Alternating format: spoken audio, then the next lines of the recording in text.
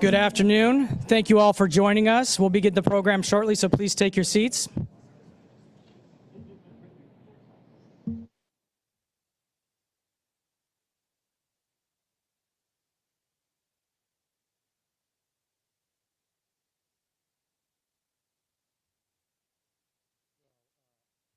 Well, good afternoon, ladies and gentlemen. I'm Paul Atkins, Chairman of the Securities and Exchange Commission, and first I should like to thank you all for your flexibility in light of the wintry weather that we've experienced and jumping over all sorts of ice and snow to get in here.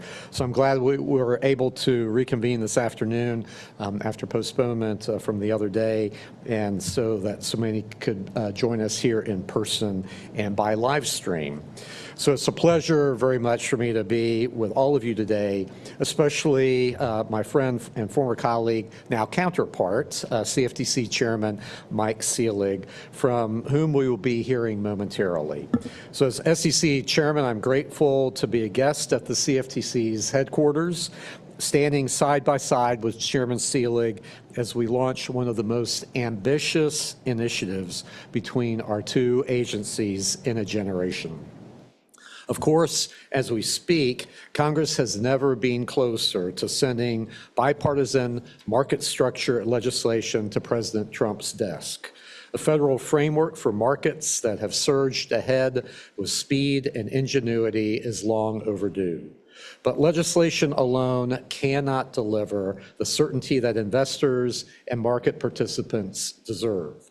That is why I'm delighted to have the opportunity to work with Chairman Seelig to implement clear and principled rules of the road for crypto asset markets. As so many have observed during his confirmation process, Chairman Seelig brings to the CFTC precisely what this moment in history demands: a deep respect for market integrity, paired with a practical understanding of how innovation drives prosperity for the American people. He appreciates, as I do, that our job as regulators is to apply the minimum effective dose of regulation, no more and no less. As he recognizes that we are at an inflection point as President Trump assembles a dream team of financial regulators who are united by the common conviction that if we coordinate early, clearly, and in good faith, then we can reduce uncertainty, lower the costs of compliance, and unleash the creative energies of a free people. During Chairman Seelig's time at the SEC, he played an essential role in advancing the agency's efforts, ably led by Commissioner Hester Peirce, to course correct the Commission's previous approach to crypto assets. Last year alone, SEC staff provided more clarity on digital assets than in the prior decade combined. For example, the Division of Corporation Finance issued a staff statement on the security status of meme coins, stable coins, mining, and staking activities. The Division of Trading and Markets, meanwhile, published FAQs clarifying the staff's views about broker-dealer, financial responsibility, and transfer agent obligations. And the Division of Investment Management made clear its staff's view that registered advisors and regulated funds can maintain crypto assets with certain state-chartered financial institutions. While not exhaustive, this record reflects the rigor and initiative that Chairman Seelig brought to his work on the Crypto Task Force. Even before I arrived in April, Commissioner Peirce, Chairman Seelig, and their colleagues on the task force helped to restore confidence among investors that they actually could engage constructively with the Commission without fear or worry. Although significant work remains, especially as legislation inches closer to President Trump's desk, I could not be prouder of what Chairman Seelig accomplished during his time at the SEC. And now, under his leadership at the CFTC, the agency is embracing a disciplined but open posture towards emerging market structures. I'm confident that he will craft a fit-for-purpose regulatory regime rooted in data and tempered by humility about what regulators can and cannot foresee. There is no one that I would rather have at the helm of the CFTC as our markets move on chain. And that is why I'm so pleased that Project Crypto will now proceed as a joint initiative between our two agencies. As many of you all know, today's markets do not divide neatly along regulatory lines.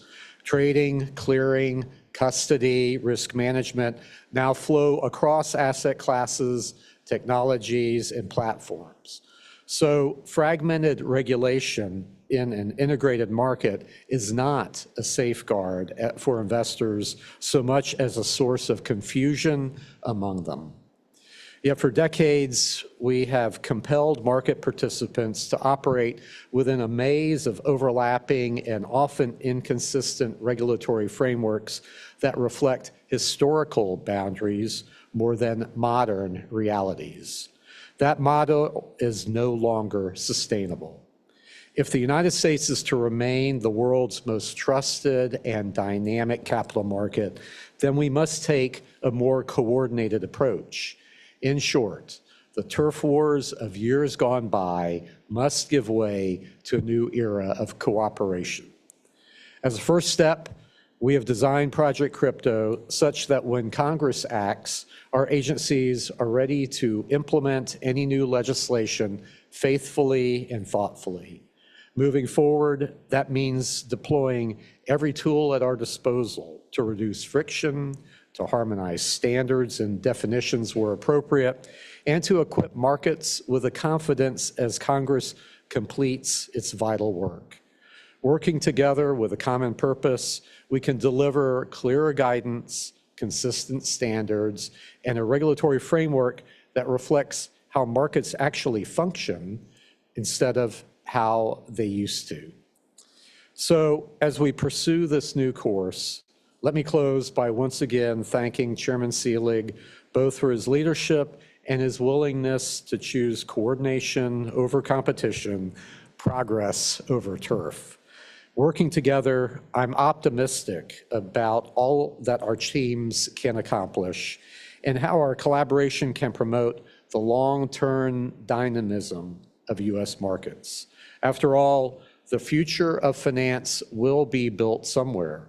Through Project Crypto, we can help to ensure that it's built right here under rules that protect investors, support innovation, and cement America's leadership in the global financial system. So thank you. And now it gives me great pleasure to introduce and pass the floor to Chairman Michael Seelig, who will offer some opening comments before we proceed with a fireside chat. So ladies and gentlemen, please join me in heartily welcoming my good friend and the 16th chairman of the Commodity Futures Trading Commission, Mike Seelig. Thank you very much.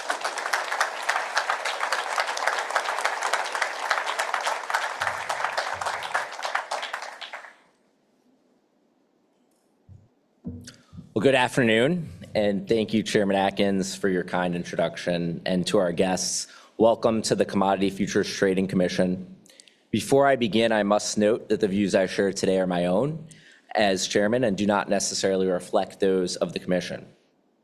I'm pleased that my first public remarks as chairman could be here at the CFTC, an institution with a rich and distinguished heritage of overseeing markets that facilitate price discovery, risk management, and reliable commodity prices for everyday Americans.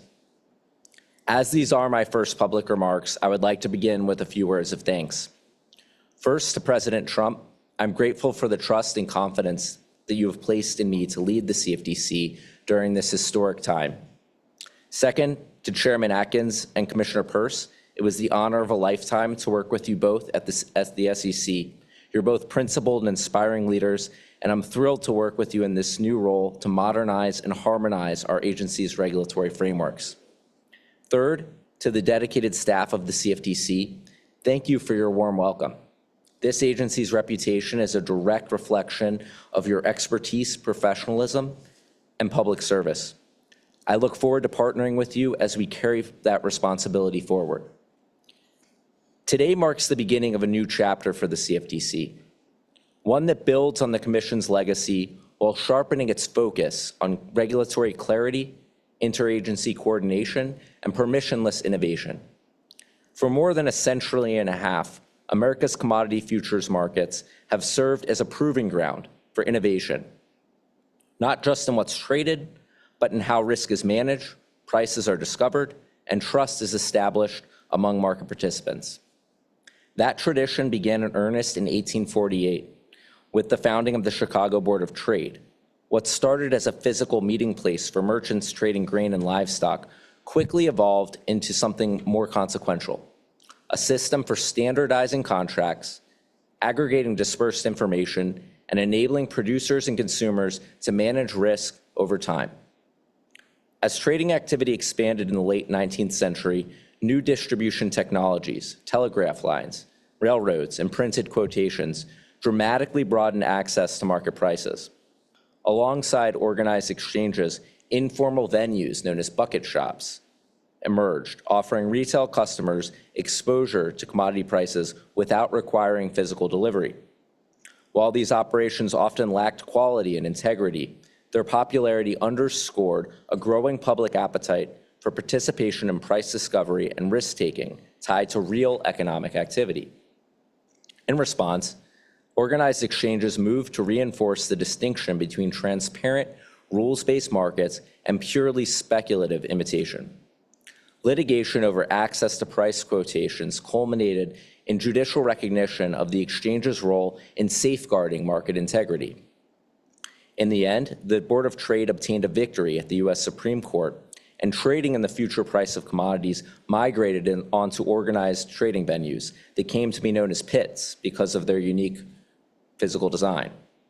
The economic dislocation of the Great Depression prompted Congress to formalize this framework. The Commodity Exchange Act required futures trading to occur on organized exchanges and obligated so-called designated contract markets to enforce rules to prevent fraud and manipulation. In 1974, the Commodity Futures Trading Commission was established to oversee these markets as they continue to evolve. As American ingenuity progressed, innovation again reshaped market structure. Open trading floors gave way to electronic platforms. Without the restriction of limited real estate, the universe of futures contracts exploded as new exchanges proliferated, listing thousands of unique products. Congress responded not by freezing markets in place, but by modernizing market oversight. During the period of rapid transformation that followed, Congress and the CFTC collaborated to craft the Commodity Futures Modernization Act, which embraced self-certification and principles-based regulation, recognizing that markets innovate faster than prescriptive rulebooks, and that regulatory frameworks must be durable and flexible. Around this period, the CFTC and SEC were grappling with jurisdictional questions concerning new derivatives products, including single stock and security index futures. The absence of clear statutory alignment created uncertainty for market participants and constrained domestic development. Over time, however, the agencies, working with Congress, came together to resolve these questions through the Shad-Johnson Accord, restoring clarity and enabling these markets to thrive in the United States. Today, commodity markets are once again experiencing a period of rapid transformation. Blockchains, crypto assets, and smart contracts are introducing new methods for trading, clearing, settling, margining, and collateralizing commodity price exposures. These innovations have the potential to reduce operational frictions by enhancing liquidity and streamlining post-trade processes. At the same time, new products such as prediction markets, mini contracts, and perpetual futures have experienced rapid adoption. We are witnessing the foundation of modern markets take shape. As this transformation unfolds, the CFTC has an opportunity to build on its historic role as a forward-looking regulator. By applying clear rules, principles-based oversight, and harmonizing with fellow regulators, the Commission can help ensure that the next generation of commodity markets develop onshore, continuing a legacy that stretches back from the grain pits of Chicago to the digital markets of the future. America is home to the most transparent and well-regulated financial markets in the world. markets that are grounded in market integrity and institutional trust. With thoughtful engagement and a commitment to principled innovation, the U.S. is uniquely positioned to extend its preeminence into the crypto era. And thanks to the leadership of President Trump, Operation Choke Point 2.0 is history, regulation by enforcement is dead, the Genius Act is law, Congress is on the cusp of enacting historic market structure legislation, and the U.S. is now the crypto capital of the world. But we can't assume this will always be the case. America's financial regulators must modernize and harmonize their approach to regulation to future-proof our markets for the innovations of tomorrow. And while market structure legislation will certainly advance these goals, we cannot and we will not let this opportunity pass us by while Congress continues its work. That's why I have already directed CFTC staff to make full use of the agency's existing authorities to begin upgrading our regulations for America's golden age. Whether incumbents or new entrants, the CFTC's doors are always open to those looking to innovate. Now, Chairman Atkins recently shared some news that I will also expand upon, but before I do so, I would like to thank Commissioner Caroline Pham for her leadership as acting chairman. She took important steps to position the CFTC for the future by launching the Crypto Sprint initiative, which helped orient the agency at a critical moment towards the opportunities and challenges presented by crypto assets. Today, we're at a building on that foundation. Rather than running a parallel initiative with the SEC, the CFTC is partnering with the SEC on Project Crypto, bringing coordination, coherence, and a unified approach to the federal oversight of crypto asset markets. Project Crypto recognizes that crypto markets span across our agency's respective regulatory frameworks. Chairman Atkins and I view this moment as a generational opportunity for our agencies to collaborate on clear, durable rules of the road for these markets. Through this partnership, we'll advance a clear crypto asset taxonomy, clarify jurisdictional lines, remove duplicative compliance requirements, and reduce regulatory fragmentation, ensuring that innovation takes root on American soil, under American law, and in service of American investors, customers, and businesses. Earlier, I mentioned the historic Shad-Johnson Accord, which resolved one jurisdictional dispute between the CFTC and the SEC, and was later codified into statute. With a wide range of new crypto assets and on-chain financial markets, we're due for a new cross-agency agreement to govern these markets. I agree with Chairman Atkins that most crypto assets trading today are not securities. But for too long, crypto asset market participants have struggled to determine whether they're subject to regulation by the SEC, the CFTC, or both. Instead of leaving the industry trapped in uncertainty, as we've witnessed under past administrations, it is incumbent on us to draw a bright jurisdictional line for our nation's builders and innovators.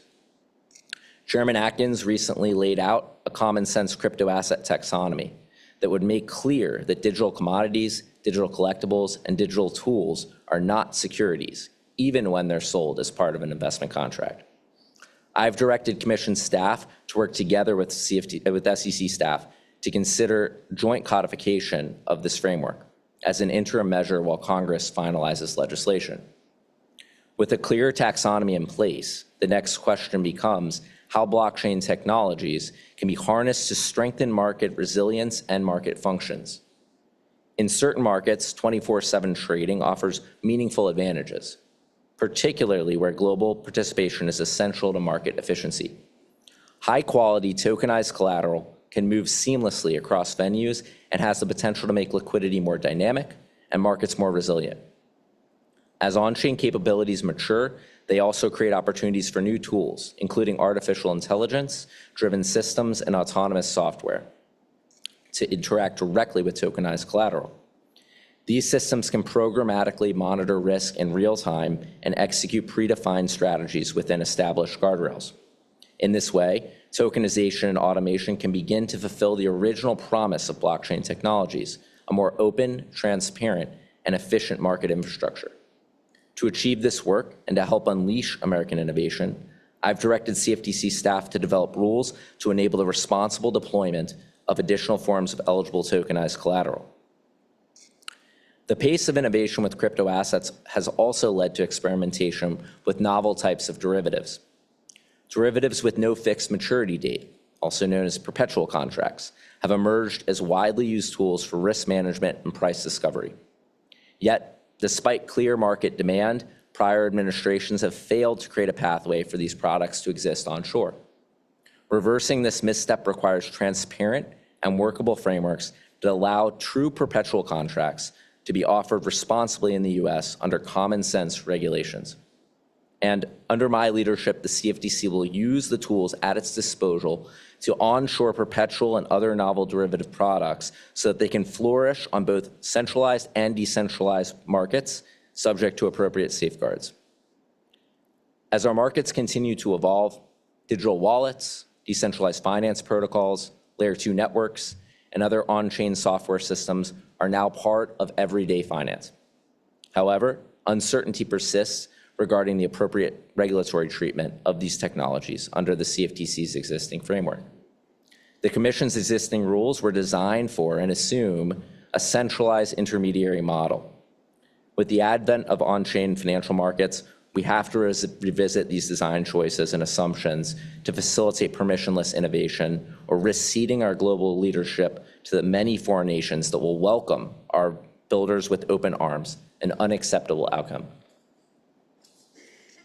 On-chain systems exist on a spectrum of decentralization. In certain instances, there may exist non-custodial digital wallets or user interfaces that merely function as digital rails through which users can directly interact with programmatic self-executing software code. In other instances, there may be more centralized touchpoints. Under my leadership, the CFTC will explore ways in which the agency can encourage innovation in software development and support builders as they work towards product market fit, including by assessing whether an innovation exemption may be appropriate in certain circumstances. At every step, our actions will reflect a commitment to establish clear and unambiguous safe harbors for software developers to ensure that the crypto innovations of today and tomorrow are made in America. While I share the excitement around decentralized financial systems, intermediated trading will continue to play an important role in crypto markets. That includes trading conducted both on and off exchange with leverage, margin, and financing. In that spirit, we're already taking concrete steps to foster these trading activities. First, I've directed CFTC staff to begin drafting rules clarifying when leverage, margined, or financed retail commodity transactions in crypto assets may be offered off exchange under an actual delivery exception. Second, I've asked CFTC staff to begin drafting rules codifying requirements for DCMs that choose to offer these transactions on their current platforms. Codification will promote consistency, transparency, and a uniform application of core protections across venues, hallmarks of the CFTC's regulatory regime. Finally, I've directed CFTC staff to explore the creation of a new category of DCM that is tailored specifically to retail leverage, margined, or financed crypto asset trading. These venues would perform functions similar to traditional DCMs, but operate under a purpose-fit regulatory framework. Now, our modernized approach will fall short unless it is paired with continued harmonization between the CFTC and SEC. Fragmented oversight imposes real economic costs, raising barriers to entry, reducing competition, and increasing compliance expenses, and encouraging regulatory arbitrage rather than productive investment.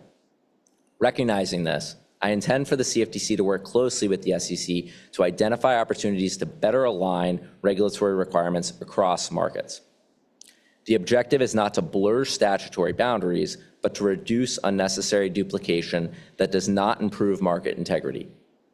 As part of this harmonization effort, we'll examine whether substituted compliance can achieve equivalent or better regulatory outcomes at lower costs for market participants. Within the bounds of the law, and where appropriate, market participants should be able to offer multiple products through a single platform without navigating an inefficient patchwork of registrations and overlapping regulatory regimes. Now, last but certainly not least, I'd be remiss if I did not address prediction markets, or event contracts as we refer to them at the CFTC. These markets are not new.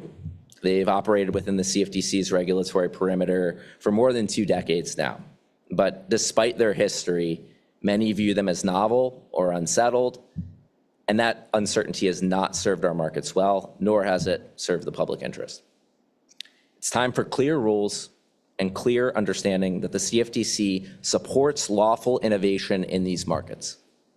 Consistent with my commitment to fostering responsible innovation in crypto asset markets, I'll continue to support the responsible development of event contract markets and the important role they play in the broader financial system. Here's how we'll be moving forward.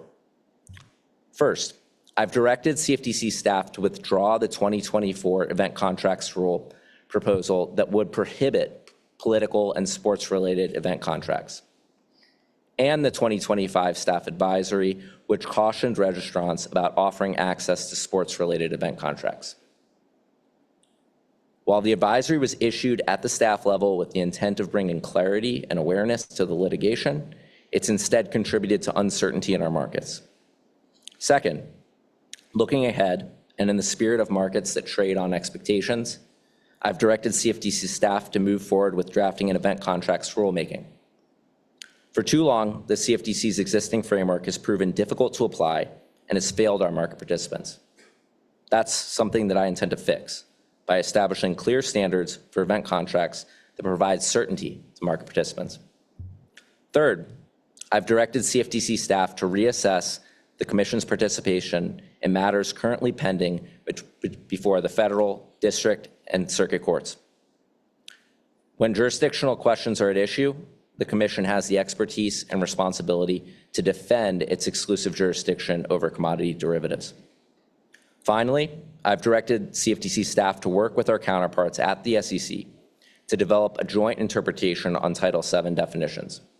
This effort would draw clear lines between certain commodity and security options, CFTC-regulated swaps, and SEC-regulated security-based swaps. Clear, coordinated guidance will allow firms to scale products responsibly and reduce the number of innovations that fall into what Chairman Atkins has so aptly described as the no man's land between our two agencies. As the new frontier of finance descends upon us, regulators must relentlessly modernize, harmonize, and future-proof their approach to regulation.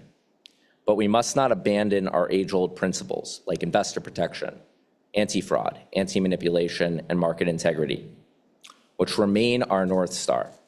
I'm honored to partner with Chairman Atkins on Project Crypto and lead the CFTC into this new era for our financial markets and for the new frontier of finance. Thank you very much for your time today, and I'm looking forward to the fireside chat.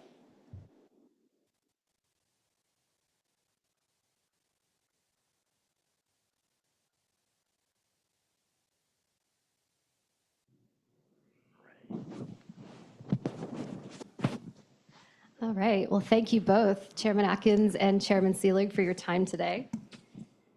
And looking forward to getting into this both with you. So let's start with this. President Trump has said he wanted to make America the crypto capital of the world. And you both have pledged to help him deliver on that promise by bringing the agencies overseeing crypto closer together and really, in your words, harmonizing the regulatory process. But harmonization is not something we've seen a lot of from your two agencies. It was only really last year that we saw the SEC and the CFTC come together and really work together on some of those issues within their shared jurisdiction. But today you're changing that. You're working together on Project Crypto, making that a joint agency initiative. But before we jump into the details there, I do want to drill down on this new partnership. Chairman Atkins. Harmonization is a nice word, but what's changing exactly between the agencies, and what is this new partnership going to look like in practice day to day? As if you guys aren't on the phone enough all the time anyway. That's right. Well, thank you. Well, thanks for agreeing to do this and moderating us here. And it's great to see everyone here in the audience. Well, so first of all, you know, this is now my third time at the SEC over a span of 35 years or so. So I've seen the good, bad, and ugly of, cooperation or non-cooperation, and then outright kind of, if not fisticuffs, then, casting, aspersions, at a distance between the two agencies. So, again, I think this is really a problem of overlapping jurisdiction.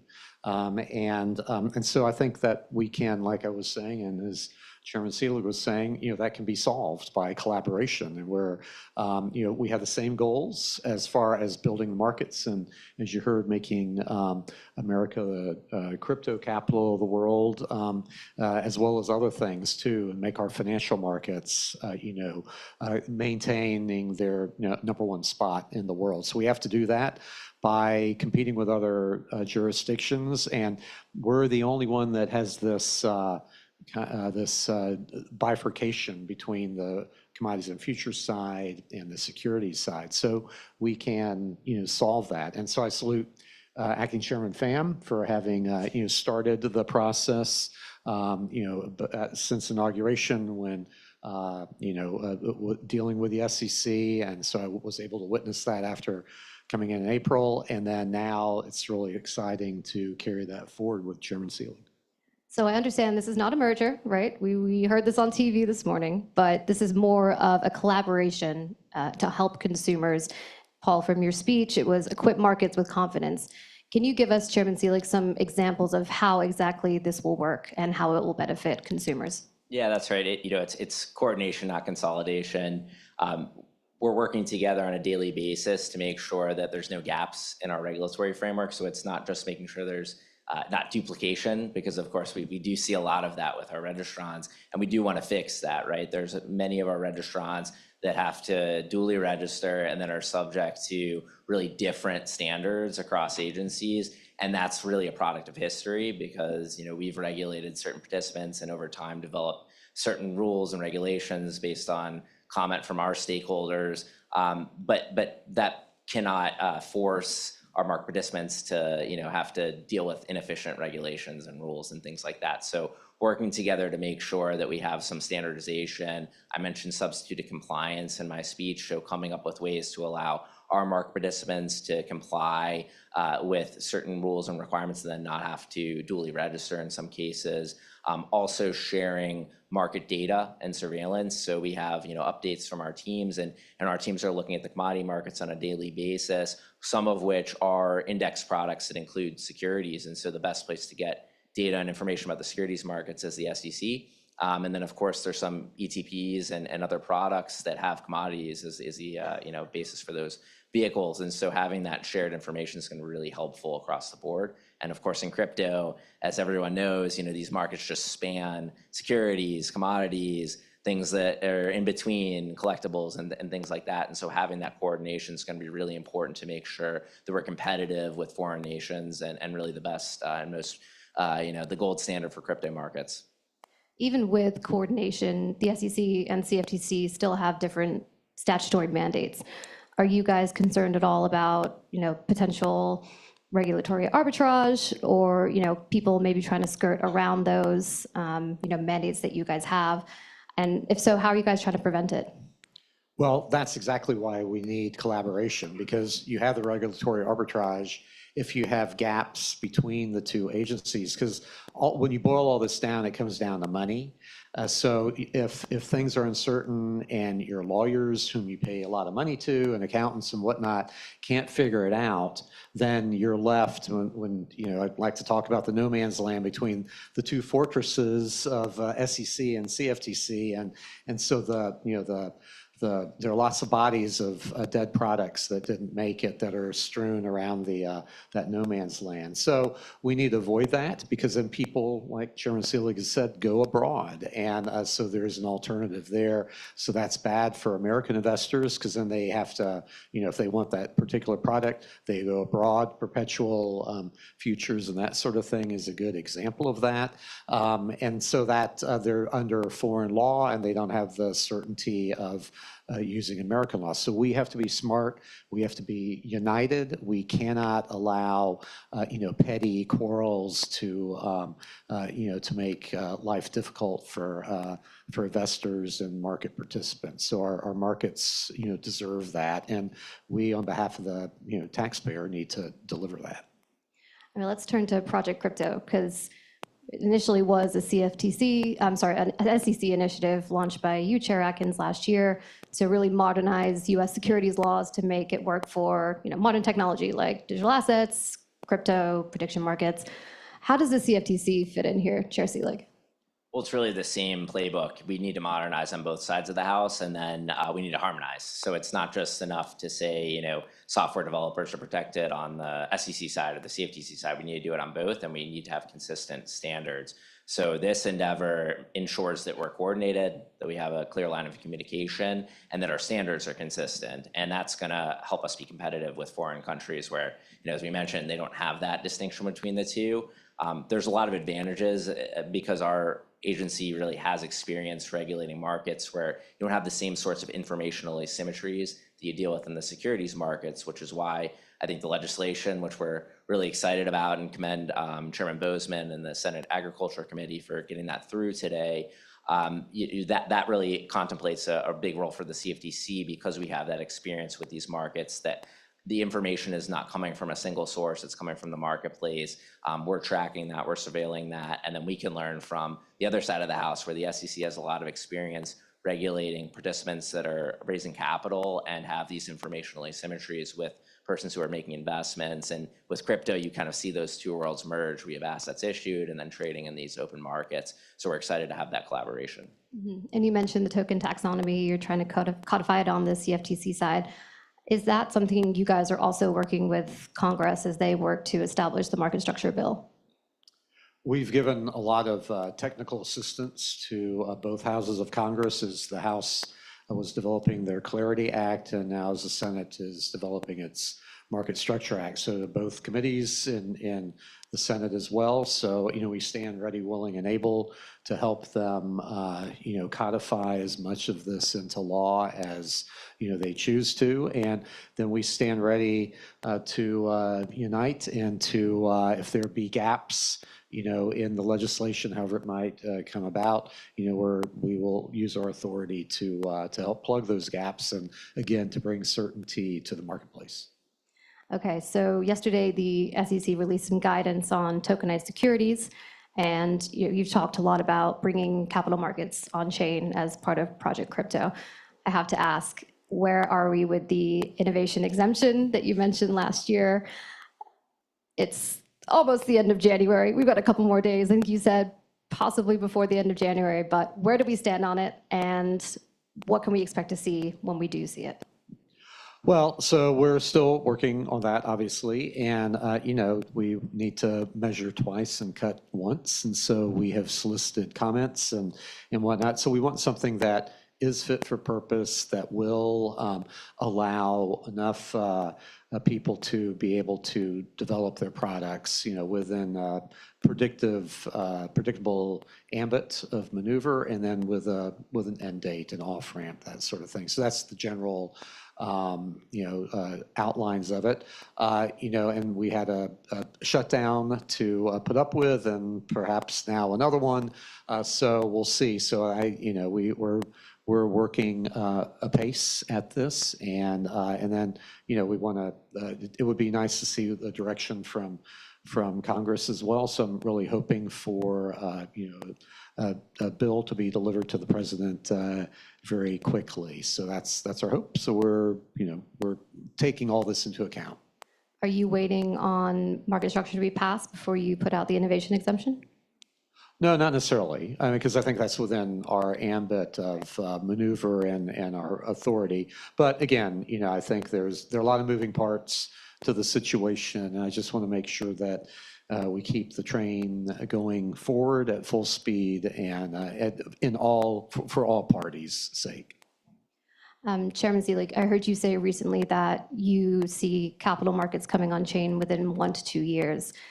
I feel like that's a very short timeline for U.S. capital markets all coming on chain. What has to happen between the SEC, or aside from market structure passing, what has to happen between the SEC and the CFTC in order for that vision to become a reality? Well, I didn't say all capital markets, so let's Okay. get ahead of ourselves. No, but I do think we're already seeing really this convergence where a lot of the products, this goes to the point of the tokenization statement the SEC just put out yesterday, we're seeing so much interest in tokenized securities. We're seeing a ton of interest in tokenized derivative instruments and leverage products. And so we have to embrace that. We have to set rules for that. We can't fear the future and basically say this stuff happens offshore, but not here in the US. That does put a lot of responsibility on us to develop the rules for that and make sure that it has appropriate guardrails.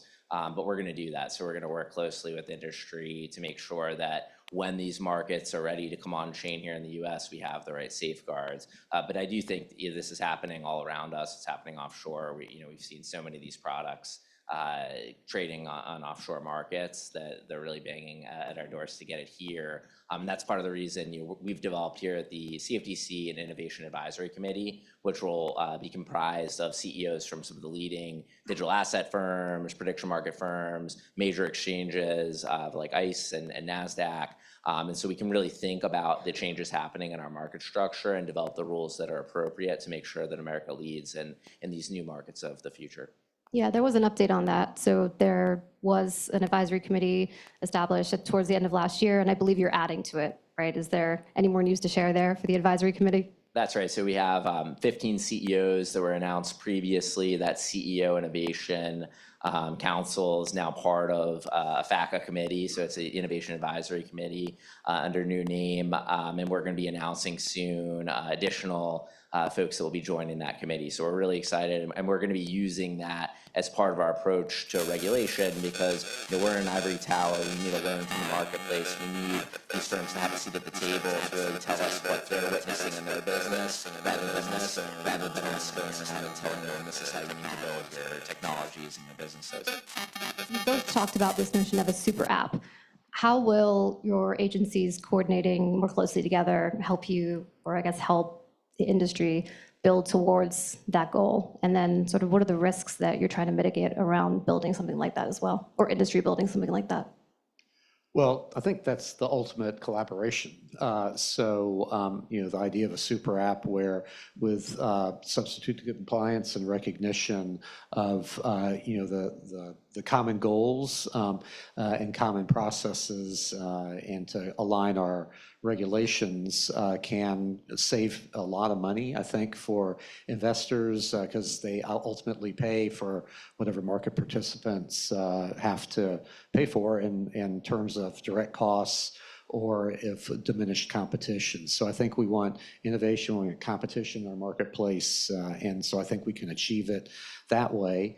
But one of the first steps is to try to cobble out a really comprehensive memorandum of understanding, with respect to our operations and oversight and supervision. So I think that's really incumbent.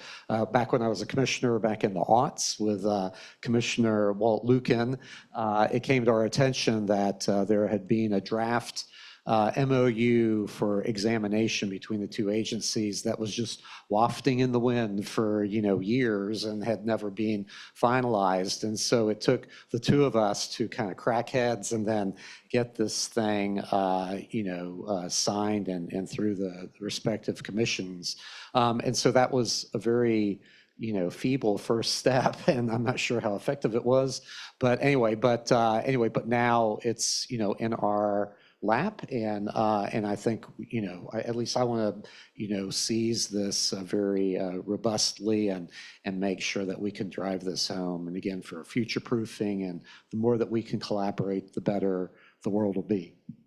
Yeah, I think if we do our job right, there are no regulatory shortfalls or anything like that. We're going to make sure that there's consistent standards. And so if some firms are subject to additional registrations and requirements, if we can simplify those, streamline them, make sure that there's a primary regulator, it's not going to be a hole in the regulatory framework, but rather a more efficient system for actually regulating those firms.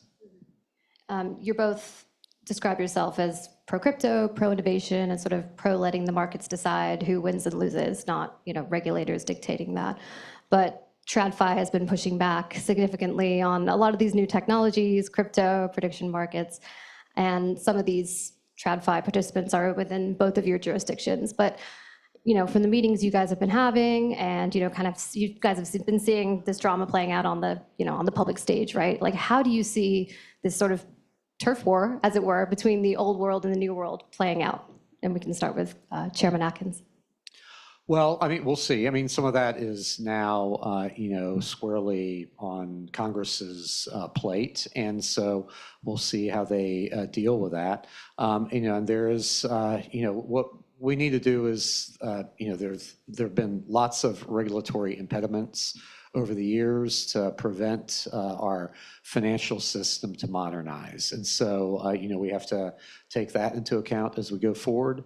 But we need to make sure that, investors are not shortchanged in, whatever it comes about.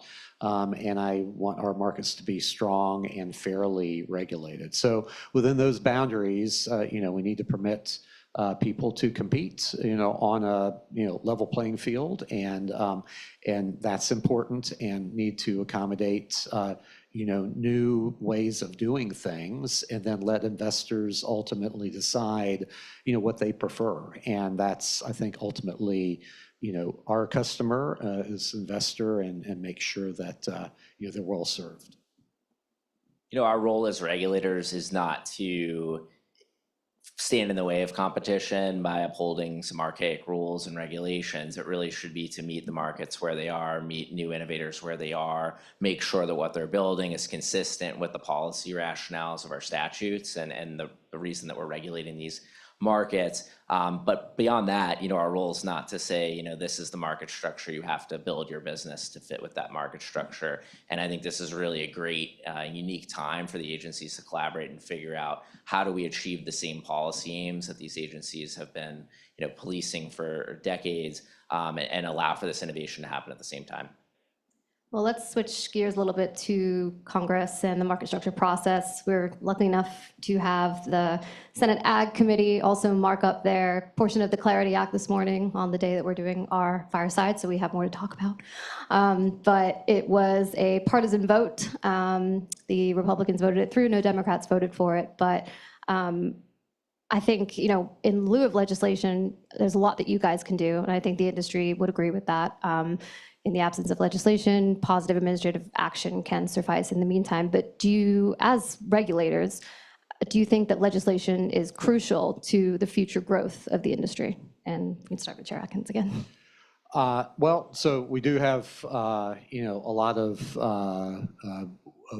freedom, under the various statutes at the SEC and likewise at the CFTC to make accommodations. And, Congress has given us broad exemptive authority. And so, we can use it, and we should use it where appropriate. And then, we'll see what Congress comes up with. But I do feel very strongly that, notwithstanding what we do on the rulemaking side, it's really crucial for Congress at this moment in time to step forward and come up with rules that, legislation that can guide us and that can undergird our efforts. Because, people come and go, and commissions come and go. And, the last thing I'd like to see is to have, something happen in the future that kind of upends a lot of the things that we will have put into place that people then rely on. And then, the prospect of having rug pulled out from under them is not an attractive, prospect. So anyway, so that's what's important about legislation going forward. Yeah, and likewise here at the CFTC, we do have a lot of authority under the statute, and we do have authority to police fraud and manipulation in these markets. We have pretty broad authority over the retail leverage spot, as well as, of course, the derivatives markets.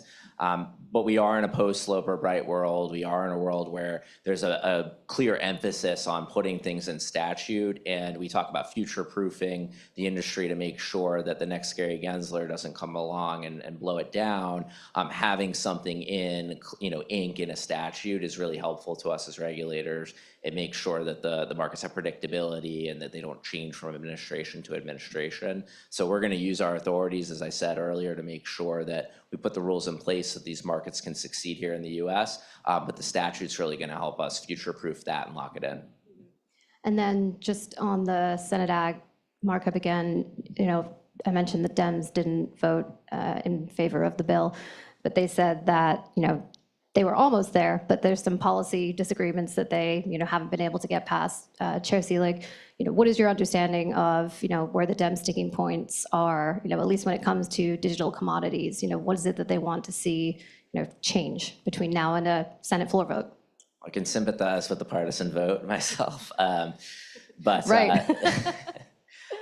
no, I think the ag draft is really in a great place, and I'm really glad that they put that through committee. I think what's really great about that text is that it includes broad exemptive authority for the agency, and in many circumstances we need to use that authority. There's cases like we're talking substitute compliance, and as markets develop over time, we really don't know what the digital asset markets of tomorrow are going to look like. And so having that exemptive authority in there, recognizing, of course, we have on-chain markets and there's all sorts of new innovations coming down the pike, that's really helpful. And we're excited to work together with the banking committee as well to get that across the line. And there's areas that are really beyond our remit on yield and other things. But I mean, the statute's really moving, and the president's leadership's really pushing this across. And we're really glad that we're on the cusp of having some clear statute in place. And quorum at the CFTC, they want to see you have some colleagues here, so you're not alone. Well, that's, look, that's the president's decision, and I will work with whoever is appointed to work with me. But right now we've got so much work to do that I'm just focused on making sure the building's in order and that we can get all of the great agenda that we just discussed across the line. Awesome. Well, to close out our discussion, I want to ask both of you, in light of making everything future-proof, how do you both plan to future-proof this partnership beyond both of your tenures at the SEC and the CFTC? And we'll start with Chair Seelig this time. Sure. Well, the memorandum of understanding that Chairman Atkins mentioned, I think is going to be really a historic piece of documentation that's going to formalize a bunch of different processes between the agencies. And that's hopefully something that lives on well beyond this administration. I also think just the getting the staffs working together is going to have a real impact. Day-to-day coordination and collaboration, relationship building between, career staff within each building, that's going to make us all better as agencies, as well as, as lawyers and as market specialists. And so that's very important. And I also think just, the leadership at the top has to continue to make efforts to collaborate, right? There's joint rulemakings coming down the pike, potentially with legislation, but even non-mandatory joint rulemakings. I think harmonizing, making sure that our requirements are consistent and not just operating in kind of isolated silos. I mean, that type of relationship building is going to be very important going forward. Yeah, so I agree completely with that, and I emphasizing joint rulemakings. I think having been in Washington long enough now, I mean, the more that we can knit things together, on activity like that, even if it's not a mandatory mandated by Congress type of rulemaking, like Dodd-Frank is replete with those sorts of things among like 5 agencies or whatever. So even if it's short of that and involuntary, I think that will help. Make it, someone would have to explain exactly why you're going to then bifurcate something. So in the future, but I think that's incumbent on us to work towards, and I really relish that. I think this will be fun, and so we have a lot of work to do, though. It's not minimizing that aspect of it, but I think that's what we're called to do now, and so let's hope that Congress can work out their differences on these particular issues and deliver a bill to the president for him to sign. And just curious, how often are you guys on the phone these days? Every day? We'll see. I mean, it's been so busy here recently, and Mike, Chairman Seelig has been, swallowed by the whole process of moving in and getting things organized on his side. But we're committed to at least weekly discussions, and we're not that far apart, physically, here in the city. So, we'll be working on all ends to knit that together, and then importantly with the staff too as well. Awesome. Well, Chairman Atkins, Chairman Seelig, thank you so much, and thanks everyone for joining. Good job.